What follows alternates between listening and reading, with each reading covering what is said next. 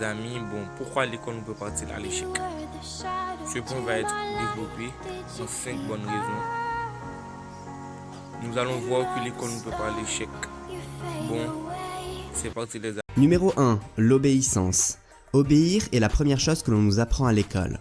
Tu dois lever la main pour prendre la parole, demander pour aller aux toilettes et on te répète à longueur de journée de ne pas faire ceci ou cela. Les professeurs doivent faire face à 30 élèves et il est donc primordial pour eux d'apprendre rapidement aux élèves à faire des compromis, à s'excuser et à ne pas dire non. Il est aussi plus facile d'essayer de mettre tout le monde au niveau moyen car dans chaque classe, il y a des élèves qui ont des facilités et d'autres des difficultés. Le problème, c'est que le niveau tend toujours vers le bas quand on essaie de le mettre au milieu. L'apprentissage devient donc un processus lent pour tout le monde. Quand je repense à ma scolarité, je vois beaucoup d'ennuis et de refus. Et c'est peut-être aussi le rôle de l'école, nous habituer à notre future vie d'employé qui est faite de beaucoup d'ennuis et de refus, donc autant en être habitué dès le plus jeune âge. En fait, l'école vient de la révolution industrielle et à cette époque, elle visait plus la productivité que l'épanouissement personnel. Elle devait préparer les élèves à travailler dans des usines, ce qui explique pourquoi l'école est déjà le boulot à temps plein des élèves, et cela 8 heures par jour, 5 jours par semaine, 10 mois par an. Mais le monde a progressé et aujourd'hui, on n'a plus besoin de créer des robots qui sortent de l'école, mais des gens qui ont une pensée créative, innovante, critique et indépendante. Alors est-ce qu'on prépare les élèves au futur ou au passé ? Numéro 2, la motivation par la peur. Si je me suis toujours levé pour aller à l'école ou en cours, c'est parce que j'étais motivé par la peur des représailles si je n'y allais pas. Et cette peur était aussi présente pour les examens. J'ai eu une prof de maths qui nous motivait que par la peur et la menace. Elle nous disait « si vous ne révisez pas assez, vous échouerez l'examen ». Plus tard, quand on travaille pour son patron, la menace est plus ou moins la même. Si tu ne travailles pas bien, alors tu es licencié. Et c'est ce qui nous mène vers la peur de l'insécurité. Si on se fait virer, comment on va pouvoir payer le crédit de la maison et nourrir les enfants ? En fait, on travaille à l'école parce qu'on a peur de ne pas avoir un bon boulot dans le futur et de ne pas gagner assez d'argent. Je suis sûr que tu as déjà entendu l'histoire des parents qui expliquaient à leur enfant que s'ils ne travaillent pas à l'école, alors ils finiraient comme la caissière du supermarché en la pointant du doigt. Et pourtant, il y a du bon dans la peur. C'est ce qui nous empêche de faire des choses idiotes et trop dangereuses sans réfléchir.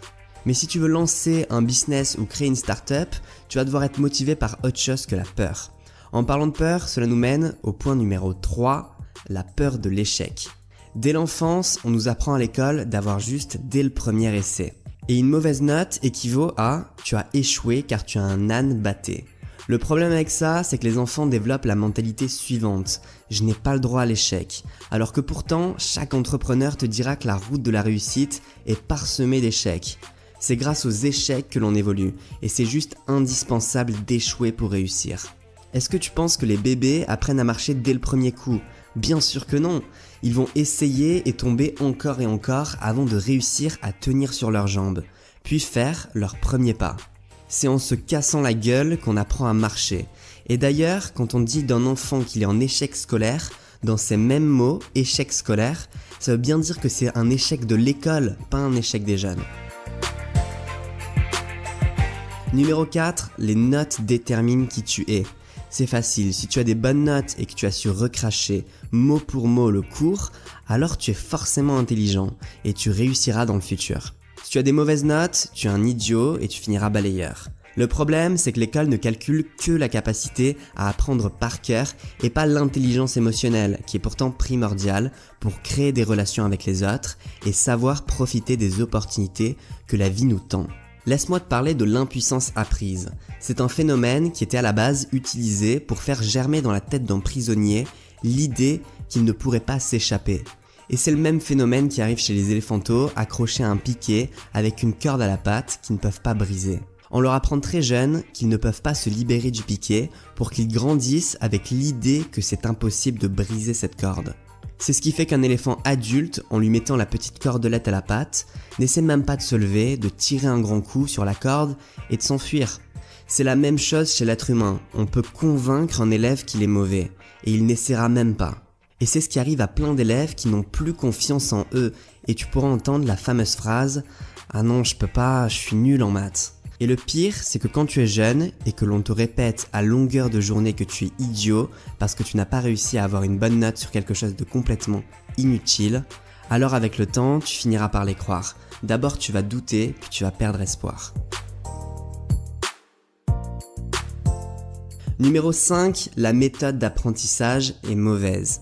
Dans la jungle, l'apprentissage par le jeu a été sélectionné naturellement comme étant la meilleure façon d'apprendre. Les animaux jouent pour apprendre, le meilleur exemple étant les dauphins. Jouer, c'est la méthode naturelle d'apprentissage pour le cerveau. C'est pour ça que les pilotes d'avion utilisent des simulateurs, et c'est aussi pour ça que les médecins se forment de plus en plus avec des jeux et des simulations. Les jeux captent l'attention, et l'histoire nous l'a déjà montré.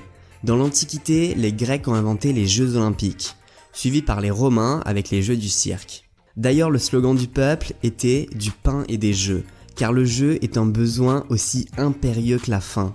L'école gagnerait à ajouter du jeu dans l'apprentissage, elle gagnerait à se concentrer sur la collaboration entre élèves au lieu de la compétition.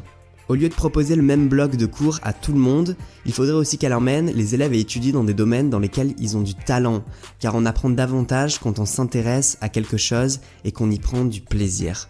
En parlant de plaisir, j'avais un prof d'histoire qui était tellement passionné par son cours qu'il montait sur la table, rentrait dans la peau des personnages historiques et nous faisait rire. Je n'ai jamais autant pris de plaisir à aller à ses cours et toute la classe avait de très bonnes notes. Enfin, le besoin d'expérimenter est primordial pour les jeunes et malheureusement, le système scolaire ne laisse que très peu de place pour cela. Les élèves se retrouvent bloqués dans leur besoin d'apprendre par le jeu et d'expérimenter la vie. Quand un enfant joue et expérimente de nouvelles choses, la mère américaine lui dit « c'est bien mon fils » et cela même s'il échoue, alors que la mère française lui dit « je t'avais prévenu ». Merci d'avoir regardé cette vidéo jusqu'au bout, dis-moi ce que tu penses du système scolaire dans les commentaires car oui, on a tous un avis.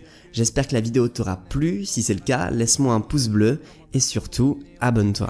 Avec le temps tu finiras par les croire.